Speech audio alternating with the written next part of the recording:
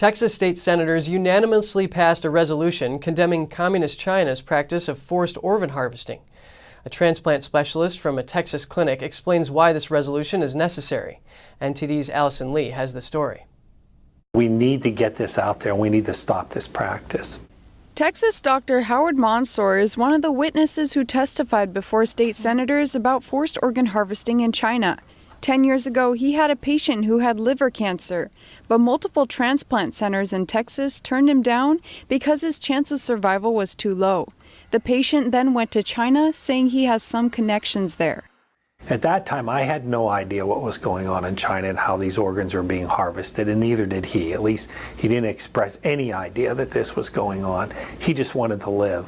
He ended up going over and getting the transplant. Since then, Mansour learned about the Chinese Communist regime's practice of forcibly extracting organs from living prisoners of conscience. He now says he would have warned the patient about it had he known about it back then. Here in the United States, we have to wait a long time in order to get a liver. He got his liver relatively quickly compared to what would happen around the world.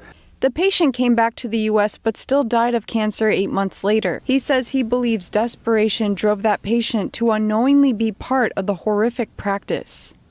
We all like to think we're moral individuals, but when we're faced with death, we'll try anything, and we really have to protect our people from going over and doing this, and we really have to punish the people that are participating in this.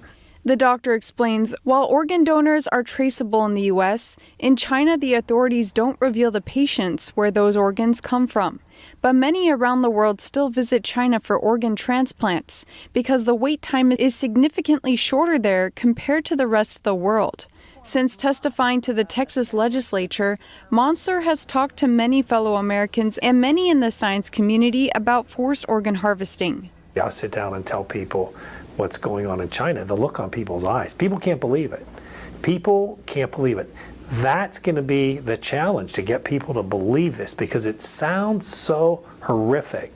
In 2019, an independent international tribunal concluded that forced organ harvesting has been taking place in China for years and on a significant scale. Reports of the disturbing practice first emerged in 2006.